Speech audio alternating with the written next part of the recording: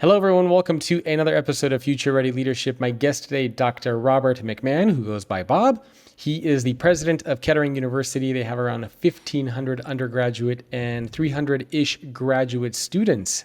Bob, thank you for joining me. Thank you for having me. I'm looking forward to the conversation. Yes, lots to talk about. I thought we could start with a recent current event that just came out. This was a news story that I was reading about yesterday or today. It was in Newsweek. I'm curious to get your thoughts on this before we jump into the whole education space. Gen Z signing up for adulting one-on-one classes. And let me just read you a couple of sentences here. This is at Michigan State University, the University of California, Riverside, JCI, Santa Clarita. Adulting classes are being introduced to help equip young people with essential life skills. And these programs include things like how to dressing appropriately for work, how to manage a meal plan, how to deal with pressure, things like that. And just very basic life things that you would expect your parents would teach you and things that you would expect to learn in elementary school, middle school, maybe even high school. And so I read this and I thought, wow, our next generation, we're screwed. Right? I mean, if we have people in college, and these are, the University of California system, these are, among the top tier school or considered among the top tier schools. If they're having to take classes like how to handle pressure, how to dress appropriately, how to communicate, professionalism in the workplace, and they're in college, we've got problems. Curious to hear what you think about that. It's an ongoing challenge, right? I think a lot of us, especially those of us with a few gray hairs on their head, we tend to think of our college experience and the preparation for it, going into it, as kind of the standard. And what you see now is the students coming into school, coming into this age, are coming here with a very different set of experiences. When I was a student going in, when I was a high school student, it was very, very common. In fact, it was virtually expected that you would have a job, that you'd be working somewhere and earning money. That's not the case anymore. So a lot of students come to college having never had any kind of work experience or been in that environment. And so part of the education that they receive here has to encompass that as we go forward. It's a very different situation. I don't share your view that we're screwed, because I think you should come here if you came here and you actually interacted with some of our students for reasons that will become clear over the course of this conversation. I think you'd have a different impression. Do you have those types of classes at Kettering too, like teaching the basics of how to dress when you show up to work, how to be professional, how to communicate? Well, we do, but we do in context, right? I mean, one of the things that Kettering is in a very real sense unique in the United States in terms of higher education. We have a very different model of education, and we have a very different philosophy of education for university. And so things like you're talking about there are actually an integral part of what we do because of the nature of the program and the way that we educate students. And that'll become a little clearer as we go through this and I describe what we do actually. Why? So I guess one of the reasons why I say we're screwed is because, well, a few things. Number one, it seems like these are some of the basics that people should learn in middle school, in high school, right? How to show up, how to deal with pressure, how to be professional. You probably have interned somewhere at some point. Maybe you've already had a handful of jobs. I remember I had my first job. I was like 15 or 16 years old. I learned very quickly at a young age, maybe even earlier, 14, when I volunteered at a community center. And I learned very quickly what it means to show up to work, what it means to dress professionally, to deal with pressure, to All get very important life skills. Yep. exactly. And so not only did I learn it from early jobs that I was having, but I learned it from my parents, right? I mean, if my Yeah. parents saw me going out, when I was younger for a job interview, they'd say, you can't go dressed like that. Like, that's not acceptable. That's not professional. If we would be eating dinner and I would be goofing off or something like that, my dad would be like, what the hell's the matter with you? Like, that's not how you behave when you're in front of other people. And even with my kids, right? I have a 5-year-old and an 8-year-old, and I teach them this at a very early age. What does professionalism mean? When you're out in the world, you're not just representing yourself, you're representing our family. How do you behave? How do you shake somebody's hand? How do you look somebody in the eye? How do you speak up when you have something that you want to say? So these to me are things that should be taught and that we should know well before we get into college. So to me, it feels like if we're having to teach, and I get they might be ingrained in college classes, like when you're giving a presentation, if you're doing an apprenticeship or an internship through college, I get you kind of learn some of that stuff along the way. But if we have college students who are learning how to dress, how to do some of these basic life skills, to me, it means that something failed earlier on somewhere in the chain. Maybe parents weren't doing the job that they were supposed to be doing. I don't know what these kids were learning in middle school, in high school. But to me, it seems like shouldn't that be stuff that we know by the time we get to college? Well, not everybody has the same level of experience and exposure to these things, and I think that's probably true across generations. The fact that you had that experience growing up is probably not necessarily indicative of the fact that everyone had that experience growing up, and so these are skills that we all have to acquire at some point in our professional development. And also have to take into account that many of the students coming through the process currently through this period came through the COVID era in some very critical developmental periods where they were, in some cases, forcibly isolated from other people and from these situations. They didn't have the opportunities to have the kind of professional, to work and to have those kind of interactions. Very often they were excluded from them. But these are skills that you can learn at any point in one's career, and so it's important that they be acquired at some point. Yeah, the pandemic fully messed up a lot of students. I mean, there were lots of studies that were done. I think there was an article by SHRM, the Society for Human Resource Management, fairly recently, and they said that Gen Z is the least resilient, least prepared generation to enter the workforce ever. And I think COVID is a huge factor for that, right? I mean, to your point, locking people up and not giving them the opportunity to engage, to show up to work, to socialize. And those were the critical years where they would be learning those skills. So it's very, very tough for a lot of them, for sure. Yeah, no, and it is, and it's part of what we do. I mean, the university here is when I say it's unique, it really is unique in the truest sense of the word. We were formed with a different model of education in mind. The people who created this institution, Charles Kettering, one of them,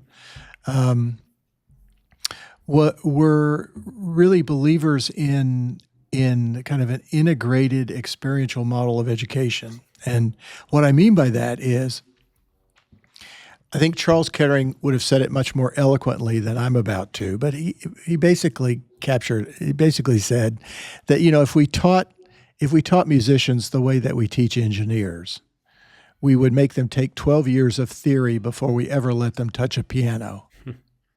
But we don't do that. That's ridiculous on its face, right? We teach them music theory, we teach them how to read music, and we set them down at a piano.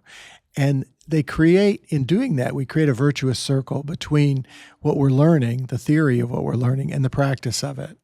And the people who started this institution believe very strongly in that, and they believe that you could not actually educate someone fully without building in real and meaningful practice of what they were learning as they were learning it.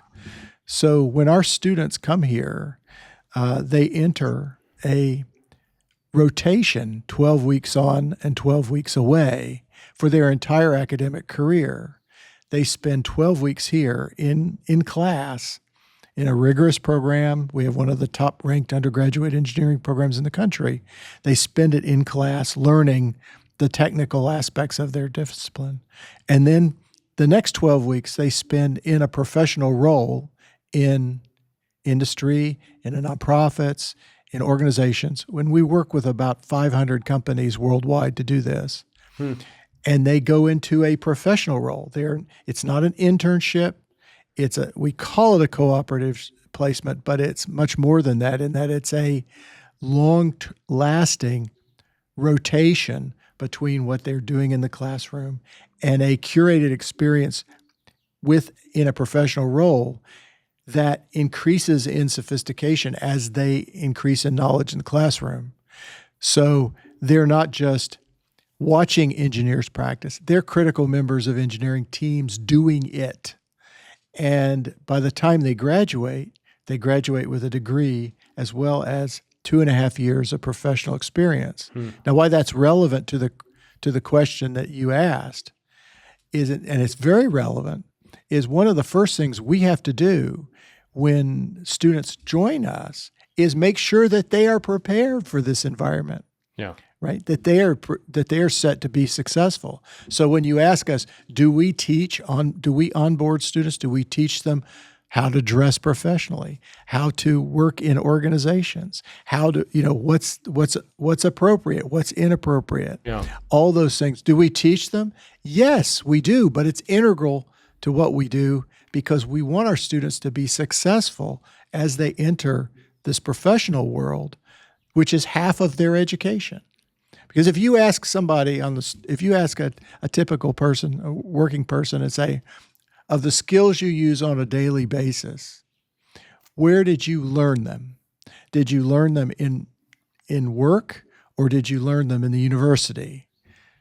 90% of the time they'll say, at work, I learned them in experience. I learned them doing this. Yep. And so the people who created this institution believed that, and they said, half of what you need to know, you can't learn in a classroom. But it's as important as what you learn in a classroom to being the whole person, to being the whole professional. And so our whole curriculum is built around that. And so we do that preparation. We do it as a natural part of who we are, and we've always done it. So even when in the period of time, we've been doing it now for over 100 years. So even in the period of time when you and I came up through college, we did it then too, because it's a part of making sure that our students are positioned for success as they go forward. I talk to a lot of HR leaders, and one of the things that keeps coming up is AI. Pretty much every company that offers HR tools say they are powered by AI, but most of it is just noise. That's why I found WorkHuman's human intelligence so interesting. It's not just AI, it's AI powered by real human recognition data from the world's #1 rated social recognition platform. I recently spoke at their conference in Colorado and had the opportunity to see how it works and speak with members of their team. It takes all of the conversational data in your organization around feedback and helps you see below the surface of the conversation. For example, you can learn who's thriving, who might be a flight risk, and where your future leaders are. This is what AI should be about, giving you the signals and insights that we as humans might miss. You can check it out at workhuman.com and see how human intelligence is helping companies put people back at the center. Again, that is workhuman.com. What do you think of the current state of education today? Because there's a lot of debate and argument around it. What's going to happen to four-year universities, whether a college degree is even worth it anymore. A lot of the numbers that come out from Gallup, there was one that said only 36% of Americans express a great deal or quite a lot of confidence in higher education.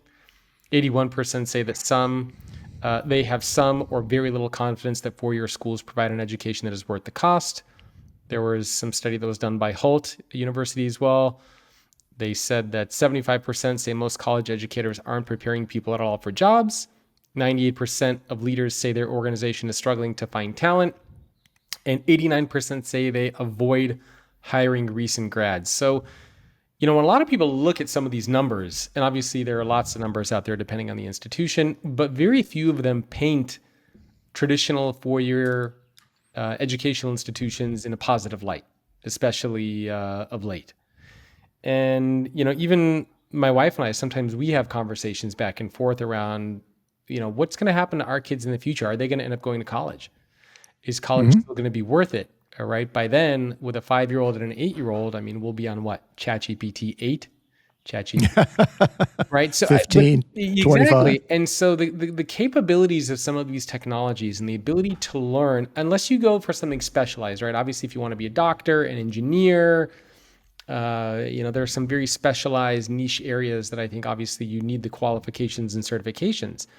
But, I went to school, I studied economics and I studied psychology, and I double majored in both. And very few, if anything, of what I learned during my 4 years at UC Santa Cruz, what I say that I actually apply in the day-to-day aspects of what I do. I mean, obviously there was benefit and value in terms of learning how to work hard, building relationships, more life and social skills. But I don't know, like the academic aspect of it, can I say that I apply anything that I learned in economic? Like it was, to your point, it was more theory and concept and ideas instead of learning how to apply that in a business setting, right? I mean, even in psychology, if they would have taught, for example, you're in a team meeting and here's how to deal with conflict, or here's how to be able to read the room and how to diffuse a situation. Like that's psychology, but applied in a way that makes sense. Or economics, same thing, right? You are a project manager and you're responsible for trying to figure out a budget or to develop a strategy, and you need to get buy-in. Here's how to talk about money. Here's how to create you know what I mean? Like that is more real world, instead of learning about price elasticity and, stuff like that might be interesting, but it's just, you don't apply it. So where do you think we are in the world of education today? Because it seems like a pretty pivotal moment as far as what the coming years are going to look like. Well, there's a lot to unpack in that question. I mean, and by the way, UC Santa Cruz is a beautiful school. I love the way gorgeous that they campus.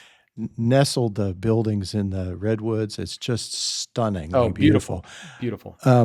But no, I mean, there's a lot in your question. One, I think, from the top of it, I think it's unfortunate that the public conversation right now is really painting higher education as a sector with a very broad brush. Yeah. You hear this constantly on the media. They say universities, as if universities are this monolithic thing, all presenting the same picture, the same opportunities for students, and the reality of it is actually quite the opposite. There's a lot of different institutions across the nation that offer incredibly different and distinct opportunities and experiences for students. That being said, the sector is in trouble. And it is in trouble because it is largely not perceived, and in some cases justifiably not perceived, as being responsive to kinds of how society and our culture are evolving, and what the needs of that are. Right. After all, we're when we walk down the aisle at commencement, we wear robes that have their origins in 13th century monastic robes. So this is not a sector that is, known for rapid change and evolution. And there's a purpose in that. But nonetheless, what a lot of families are seeing is the value of the education. Now, you can cite a number of studies that says, well, the lifetime earning potential of a college graduate, et cetera, is higher than, and you can go ad nauseum. But those are less and less convincing to the families and to the students who are looking at a college education. In part, it is due, I think, to the fact that we have that we have emphasized so strongly college going as the only pathway post high school, Yeah. that That's what I it was has taught when I was younger. that it has created some of this, in the sense that education, I think, more rightly should be thought of in our culture, in our society, as a spectrum of opportunities, college being one of them. But there are a number of other paths that one can take and have very rich, enriching, and fulfilling careers. If we put everybody through it, if we force everybody through that one channel of college, then what we do is we put people into then colleges scale in ways that are financially driven, and I don't think they are particularly, and this is as accurate as any generalization is to say, not very, but I think in general, one of the things that we have lost is, in some cases, the stewardship aspect of education. We are the students are we are stewards of the students. The students aren't a customer per se. They are no more than you are the customer of your physician. Right? Because when you go into and you see your physician, and you say, it's a poor analogy, but you go and see your physician, you don't go sit down in the chair and say, see that bottle on your shelf there? I want 5 of those. And the physician says, okay, we can get you 5. They come in cases of 10, if you prefer that. Yeah. But you have a guided conversation with your physician where he is mentoring you knowledgeably through an issue, and you're making a decision together. We've lost that aspect of the mentorship often in education, where we need to have those conversations more frequently with students, where we say, if a student comes to us and says, I want to major in this area, and there are 4 jobs in the United States every year in that area, you need to have a conversation with that student and say, look, you can ultimately major in this if you want to do this, but know that you are not going to work in this field because there are no jobs in this field. Yeah. And you have to prepare yourself economically to support yourself as well as, intellectually. And those are harder conversations, and we don't have those as a sector typically. We say, sure, you can make sure that we can have 5 more people in the classroom too. You see where I'm going with that? Yeah. So there's a stewardship responsibility in higher education that I think that is often, overlooked in the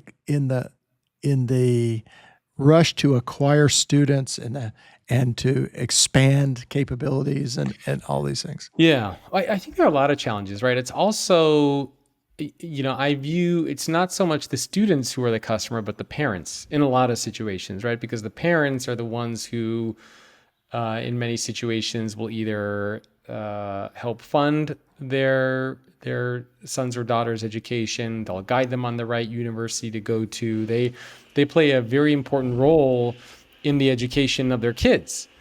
And so it's not so much just focusing on the student, but also on the parents. And I think especially if you look at the climate today with what's been going on, whether you look at protests at universities, whether you look at freedom of speech at universities, whether you look at the ROI purely on when I graduate, do I want to be in debt?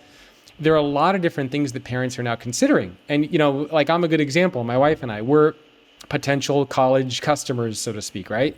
So I have a 5-year-old who's fascinated with science, with building. Even when he goes into somebody's house, when he goes to his karate studio, the first thing he does is he looks around and tries to understand how is the building created, where are the pipes going.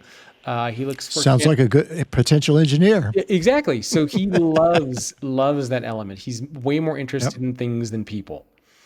And so I look at someone like that, and I could easily see him being like a general contractor and having a contracting business and building Hmm. homes and knowing how to do all that stuff, or being a master electrician and starting his own Hmm. company there. So I look at something like that, and then we think, okay, is college worth it for somebody like that? And I have a daughter who's 8 years old. She's a chess player. She loves the creative aspects. She loves art. She's much more kind of aggressive. She can be physical. She also takes karate.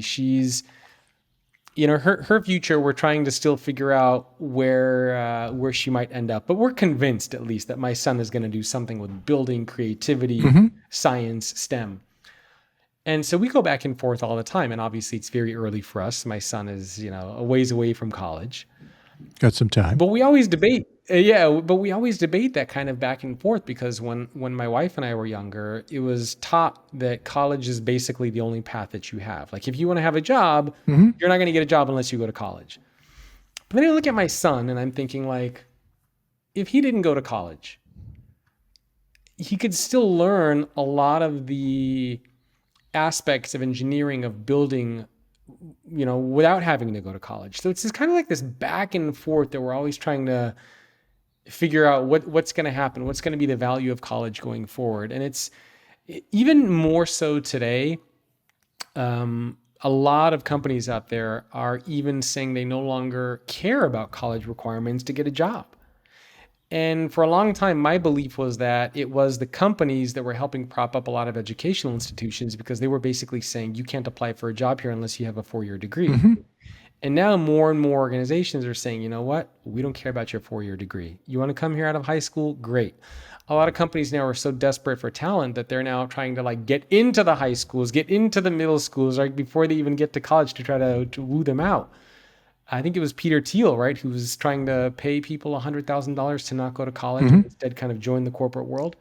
So Start a business. Yeah. exactly. So it seems to me that these traditional educational institutions are in a little bit of a crisis to try to justify what their value is, what they're teaching, how they're teaching, not just from an academic level, but again, you look at protests, you look at the freedom of speech issues. Like there's just so much that's happening at college campuses that, quite honestly, when I was in college, nobody had to think about this stuff.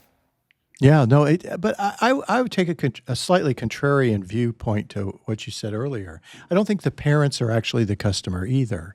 If you think about it in this way, the customer is the person that defines the value of what you produce, Very true. right? So who's buying the product? Right? That is kind of the customer in a very real sense. I'm not belittling, of course, the importance of the parents and the student in this decision process. But what I'm saying is from an economic standpoint, the customer is the organization or the individual that establishes the value of what you produce. Yeah. So if you have a set of graduates from a university, which is the case in our case. If our graduates, I always say our placement rate vacillates wildly between 99 and 100% every year. I mean, the average Kettering graduate has 3 or 4 job offers when they graduate. Wow. So when they and most of them receive, or many of them receive, their first job offer in their junior year. So because they're graduating fully enabled, they're graduating kind of mid-career. They're not learning when they get out how to be in the business world. They're already there, and so if you look at it in that way, you say, well, if a student, say, for example, when you start talking about returns on investments and all of these things, because college is ultimately an investment in or education of any form, not just college, is an investment that you are making in yourself Yeah. with the expectation of a return over a lifetime. So if you are taking out a loan to attend an institution or a training program or whatever, and you as a result of that come out with a position or a job or a career that enables you to generate sufficient earnings and revenue to live comfortably and resolve that debt quickly, that's a very good investment. Yeah. It's not a negative investment. One of those wide things that we paint, one of the things that we paint with that wide brush, all universities, is we say all debt is bad. Well, the same people that will say all university debt is bad will go out and take a loan on a car and And I, congratulate themselves on getting such a good deal. yeah. But the car is a depreciating asset and yourself is an appreciating asset. The difference is what are you investing in? What is it what are the skills and what are the capabilities that you are developing as a result of your education? If you spend $100,000 to go to a university to come out with a degree and you have $100,000 in loan that pays, $20,000 or $30,000 a year, that is going to be a challenging investment to resolve over time. If you come out with $25,000 in debt, which is more typical if you take the professional schools out of it, $25,000 of debt, and you have a starting salary like our students do of $70,000, $80,000 a year when they start, that's not a daunting investment. That is a very good investment because you can pay it off in 1 or 2 years. It's an economic equation that either makes sense or doesn't. What we don't tend to evaluate universities on typically is that equation. We say, we paint them with this very broad brush and we say, this one has a great football team. We have got to go to the great games. We do all these things, but we don't evaluate them in that way.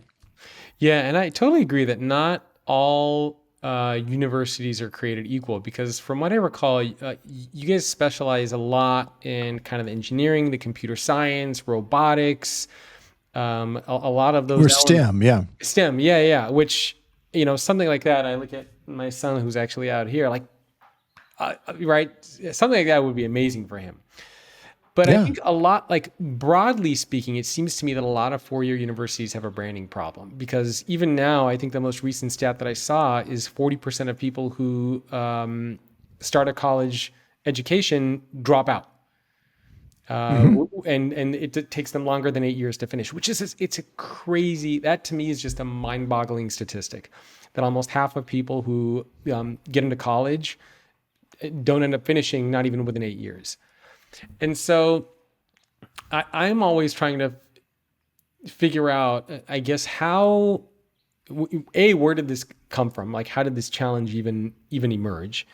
And B, what does it mean for the future of higher education? Do you see, for example, are the Ivy Leagues, for example, are they still going to be as relevant in 5-10 years? Is Harvard, Princeton, Stanford, is it going to be necessary to go to those types of schools? Do you still see, for example, that four-year educational institutions will still be just as relevant? Do you expect the numbers to drop out?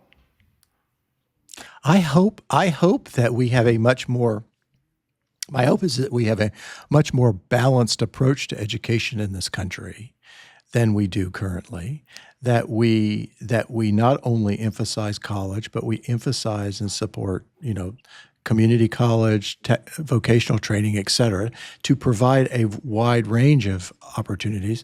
It's almost cliche. You say anyone who tries to hire a plumber these days is in for a rude awakening. Yeah. Both one in availability, and if you can find one, how much it costs to have them work for you. So we've lost some of the perspective in terms of that there's all of these options need to be there, Yeah, and they need to be the part of the landscape of educational. yeah, the vocational aspect for sure. I think Mike Rowe from Dirty Jobs has been on a big crusade Oh talking yeah, about. And to your point, yeah, I mean, you can make great money being an HVAC technician, being a plumber, being an electrician, being in manufacturing, being a welder, a pipe fitter. These are all like, and they're really interesting jobs. My son doesn't know about these things, but he would be fascinated just to learn and to be able to do that kind of stuff. But we always talk down.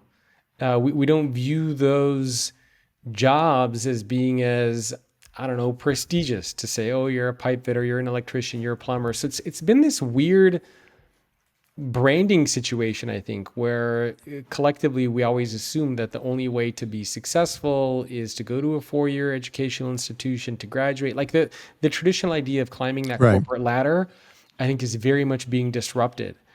Yes, And it is. and so when I say branding problem, I think it's part of educating people what's out there. What the ROI is if there is one, the different options, the possibilities. And I just don't think collectively a lot of educational institutions have been doing a good job with that. But I hope that changes. Well, yeah, I mean, and higher education right now, because of this past and how it's evolved up to this point, higher education as a sector has a tremendous overcapacity right now. I've seen estimates to as high as 25 or more percent overcapacity, meaning the higher education institutions in this country have 25% more seats than they need to serve the population of potential students. And you've seen that in a lot of states where the public education system has expanded and proliferated. You've had new institutions. The institutions that were there before have gotten larger. They've expanded their capacity as the population of college-going students has expanded. Well, right now we're sitting on the edge of the demographic cliff everyone is talking about, and Yeah. for the next several decades, not just years but decades, the population of college-going students every year is going to decrease. That means that oversupply, that overcapacity is going to get worse, not better, Mm. which means that, as in any industry, higher education it's a not-for-profit business, but it is an industry.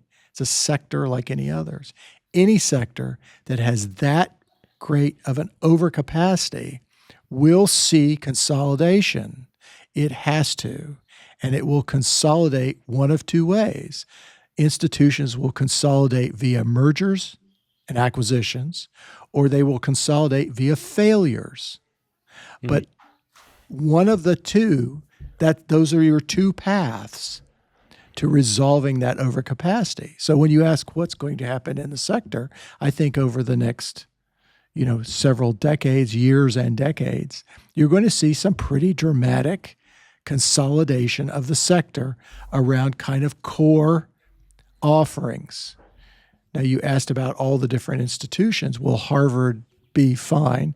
Yes, because Harvard will be fine, because Harvard doesn't need students to operate. So what do you mean by that? And because they don't need tuition revenue to operate as an institution. They are not tuition dependent. Oh, because there were endowments, you mean? Their endowments are so large, Yeah, and their funding $55 sources. billion endowment? That's right. But then you have, all of the universities. There are many universities in the Ivy League and in the Ivy adjacent leagues that are similarly well endowed and will be able to endure this compression of the market, and they will shift internally with internal resources to adapt to the landscape. That's actually very interesting, kind of the business model of different educational institutions, right? Because some of them are very much dependent on enrollment to kind of fund the university. And then you have some universities, to your point, like Harvard, where they could be like, you know what? we could care less if nobody signs up. We got $55 billion. We're good for the next, who There's knows? probably some people on campus that say, boy, if we could not have students, it would be so much not big. Yeah, exactly. We could get our work done, right? But so those are not teaching-oriented institutions. Those are kind of internationally facing research engines. Yeah, but there's also different levels of accountability, though, too, isn't there? Because then an educational institution like Harvard, like if you are funded by your enrollment, you have a certain level of accountability to the people who are enrolled there.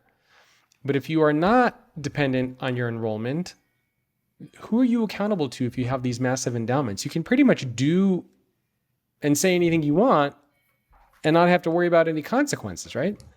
Well, endowments are typically not given in endowments for universities. Another misconception that's operating in the public is endowments are typically not composed of funds that are given to entirely to be spent entirely at the whim and discretion of the institution. Most of the endowments for most universities are significantly designated, which means they are given in perpetuity, in trust, to fund a certain purpose, and the university is bound to expend the proceeds from those funds on that purpose. So it's not that Harvard has a $54 billion endowment that they can just do whatever they want to with it. It is constrained by the purposes for which the monies were given. Now, not all of it is constrained, but a significant portion of it is. So they are not. But that being said, with that level of resources, they have enormous flexibility to define how they operate and what their operating priorities are. Now, there are some 4,000 universities and colleges in the United States. And of those, a small number of them, several hundred, can operate in this way because of the size of their endowments. Don't you hate how every HR company out there says they are powered by AI? The truth is, most of it is just fluff. Human Intelligence from WorkHuman is one of the few solutions that actually uses AI to help you get insights about your culture by analyzing the recognition data of your workforce. It helps managers coach better, shows you where culture is thriving, and is so effective at helping companies make smarter decisions that WorkHuman backs it with the industry's only ROI guarantee. In a world full of noisy tech, this one actually feels human. Learn more at workhuman.com and see how human intelligence is becoming a force for good in the workplace. Again, that is workhuman.com. Yeah, and by the way, I just looked it up really quick, and it said 80% of Harvard's university's around $54 billion endowment is restricted. The remaining portion is considered unrestricted. So they have roughly $9.5–10 billion that's unrestricted. They can be used to cover things like operational expenses, financial challenges, etc. And then around 80% of it is restricted for scholarships, faculty, academic programs, things of that nature. That's right. But and keep in mind that they don't spend the endowment; they spend the proceeds from the endowment. And typically, a university spends 5% on average, something like 5% a year on the proceeds from the endowment, and that way the endowment lasts in perpetuity. And so, if they have a $50 billion endowment, they're actually deriving $2.5 billion a year, which is not a small amount of money, of course, but $2.5 billion a year, which is expendable in that 80-20 way. Yeah. So it's not that they have the discretion typically to spend a lot of that, and that's true of most universities and most endowments for universities. So it's the situation is a little more subtle than often it's portrayed in the media in that regard. And to that point, we've got several thousand, I think 3,000 some odd universities and colleges in the U.S. of which, like I said, several hundred would fall into that category. They don't all have $50 billion endowments, but they have healthy endowments, right? They have endowments that are $200,000 per student or $300,000 per student.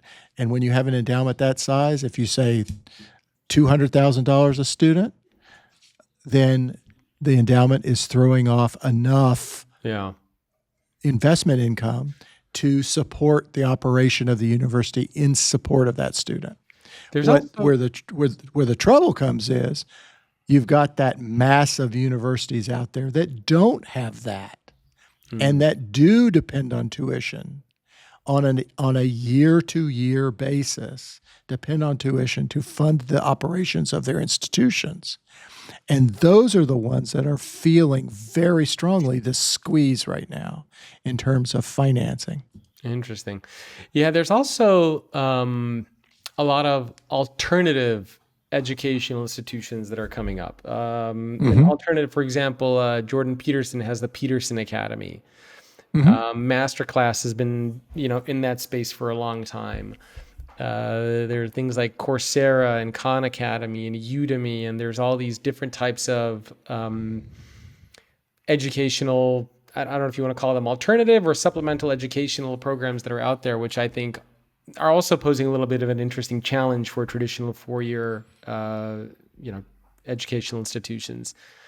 So it'll be interesting to see how it kind of all plays out. I mean, if you had to... That's healthy, though. That is healthy Okay. market dynamics, right? That's healthy. That is the market. You have the universities, the kind of the classical university business model is being disrupted. And when disruption, going back to your economics, that when disruption occurs in a market, primarily when the customer's relationship to the product changes, what your expectations are of the product changes. You go back to one of the classical examples is the old mainframe computer era, right? Everybody had to have a mainframe. Every company had a big computing. And then these upstarts down in Palm Beach built the PC and they started selling those things. And all of a sudden, people didn't want mainframes anymore. They wanted the thing on their desk because they found that was a more robust solution. Yeah. A little bit of a dated analogy, but it was a shift in what the customer wants from the product. And as a result, we got Apple and IBM PCs All sorts of good and stuff. Lenovo, all sorts of good stuff. And ultimately, the iPhone and the iPad as a function of that disruption. What's happening in higher ed right now is very similar phenomenologically to that. It is the business model is being disrupted, which means you're going to see all sorts of business model experimentation, new models, Coursera, this. And they are going to come and many of them are going to go because they don't actually provide long-term value. Some will stick. Some will be absorbed, and existing institutions will adapt by evolving to provide the same type of options. Ultimately, that is healthy for the market. It is incredibly painful in the short term for traditional institutions because what they are selling, people don't want to buy. And that ultimately will drive consolidation and change across the market. Yeah, I think the next few years will be very interesting, for sure. I know we only have a couple of minutes left. I wanted to end on this concept of future-proofing students, which I know is something that you're pretty passionate about, and something that you're advocating for and implementing inside of Kettering University. Can you talk Yes. a little bit about what does future-proofing students mean, and what are some of the specific skills, mindsets, qualities? Like what does that actually mean and look like? Because for a lot of people out there who, parents like me, we have kids, we're trying to figure out as well, what is the future going to look like? What should we be teaching our skills, or what should we be teaching our kids? What's going to be the relevant areas in the coming years? How do you future-proof kids? I mean, we could have a whole session on that one question, but here I'll try to do it in the last few minutes. The way I would phrase it is this: if you look today at the top, at the top 10 careers right now, because most, if not all of them, didn't exist 10 or 15 years ago. I mean, Yeah. they weren't something you could study for. It's not like they're new or innovative or you kind of modifications. They're in fields that you simply couldn't go to school for then. So what does that present us with? That says, okay, the things that we're actually training, this is the future proof, right? The things that we're actually training students for and that we're trying to educate them to be prepared for is something that doesn't yet exist. Hmm. So what are we actually teaching them? I would argue that we are teaching them the habits of mind and the skills that allow them to be both flexible, self-teaching, self-reinforcing, and resilient in the face of change. That sounds like a lot of vigorous hand waving, but it isn't insofar as the way that you teach that is through existing disciplines, but you teach it with not an eye towards you're going to become what this is, but you're going to be using these skills, these habits of mind, this dealing with complexity. How do you solve problems? One of the things that people love about engineers as professionals is they know how to deal with complexity. They're faced with really hard things and they say, okay, we're going to take this apart and we're going to make a bunch of smaller solvable things out of this big unsolvable problem. And they know how to do that. And they know how then to put together the answers to form the big solution. That's a skill that can be taught, but it's not a skill that you can take a class in. It's a skill that comes from both the acquisition, I would argue, and then in our case, how we do it, it's a skill that comes from both the acquisition of knowledge and capability, but also the practice of it and the understanding of how it works, how you do it, and how it fails. What does failure look like? What does challenge look like? What does adversity look like? What is I gotta figure this out look like? And what are the skills that you need to triumph in those circumstances? Yeah. Those things can be taught, but they can't be taught in engineering 102. Yeah, they're the combination of that and its application. And that's why I think our model is so powerful. And that's why our students are so highly sought after, is because they come out with that skill set. Yeah, that's kind of an interesting way to think about it, because when a lot of people think of future proofing in terms of skills, they're thinking about very specific skills like coding or development or communication or things like that. But the way that you're thinking about future proofing are more qualities or characteristics that you need to learn to be able to survive and to thrive in and whatever. To thrive. Yeah. And right. So they're kind of a different, and I totally agree with you, by the way. Like, for example, resiliency, decision-making, critical thinking, dealing with failure. My daughter competes in chess tournaments. And so she's been having to learn at a very young age what failure looks like, right? What does it mean when you're completely winning on the chessboard and you make one wrong move and all of a sudden you lose the game? And how do you it comes back? Apart, does it? Exactly. And those are, to your point, those are things that you can't teach academically. Those are things that you have to experience. And I guess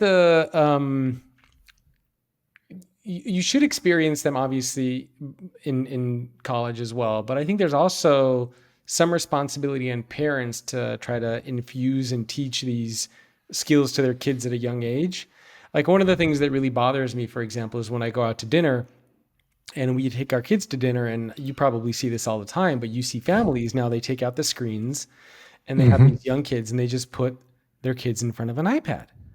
And it like I go crazy when I see this, because when I was younger, and my parents would take me to dinner, I would be forced to sit there with the adults and they would ask me questions. I would participate in conversations. And if I was bored, I was bored. Like, nobody's going to entertain me. You sound like you were raised in my family. Exactly. But you know what? That's an important skill. It's how do you deal with boredom? How do you participate in conversations? How do you speak up? How do you ask questions?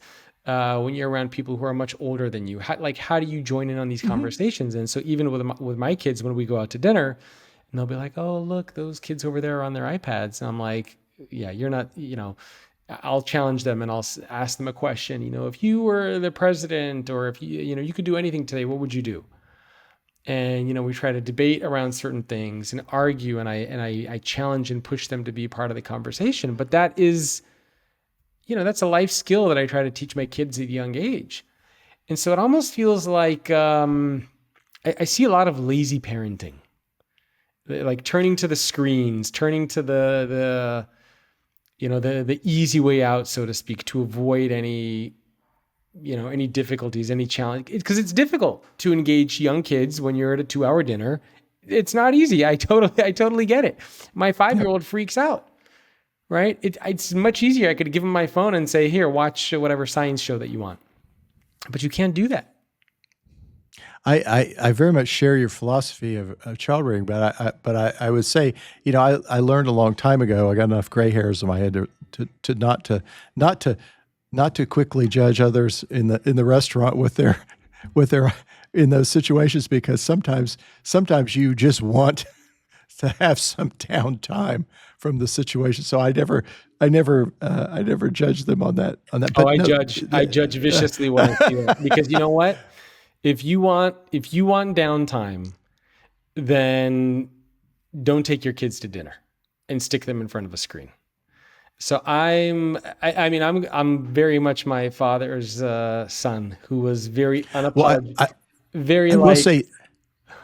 I will say this. I think the proliferation of devices, especially among young people, is not a positive thing. No. I think, because the brain information is a very precious thing, and this is time that is and screens are not. We tend to think of screens as somehow windows on a larger thing. I also think of screens as being limiting, very limiting, because they are gardens, but they're walled gardens. They restrict the way in which you interact and the way in which you acquire information, et cetera, to very specific formats. And what goes first with people, I think we see this in a lot of young people who have very strong screen lives, if you will put it that way. Their ability to focus, their ability to concentrate, their ability to absorb an argument, or absorb information in something other than small pieces, 5-minute TikTok format things, is limited, and it compromises their ability ultimately to. And it's crazy. They're like a moth to the flame with these things. I see my 5-year-old and my 8-year-old. If they're near a screen or somebody has it, they just they can't control themselves. They just gravitate towards it. It's really weird to see. How many times walking on the street has somebody run into you directly because they're looking down at their screen and they're not actually looking where they're walking? So it's my neighbors here walk their dogs staring at their phone. Yeah. Like, I've gotten within 2 feet of my neighbors for them to even know that I'm there, because they're literally staring, walking their dogs and looking at their phone. It's crazy. It's crazy. I'm with you. I don't think it's very healthy. Well, Bob, I know we've been chatting over an hour now. So much we could have talked for, I feel like, another hour about some of this stuff. But good conversation. Yeah, where can people go to learn more about you, some of the work that you're doing at Kettering University, anything that you want to mention for people to check out? Yeah, perfect. Just our website is probably the best place. It's www, of course, .kettering, kettering.edu. Yeah, my son might see you there in a little over a decade. Oh, that'd be wonderful. We'd love to have him. Thank you so much for taking time. If he likes taking things apart and building things, he'd be at home here. Oh, today, this morning, I woke up for breakfast and he's sitting at the kitchen table with a screwdriver, and he was given for a little present, like a disassembled radio. And he sat there and kind of like put the pieces together and put the wires together and screwed on the battery pack and a speaker, and he can't even read. I'm like, how are you figuring this out? He's like, Daddy, I figured it. It's anyway, a whole separate That's thing. great. That's great. But there was a Far Side cartoon a few years ago where the image was this fellow sitting at a doctor's office. This little boy was sitting at his feet, and he had this things all taken apart.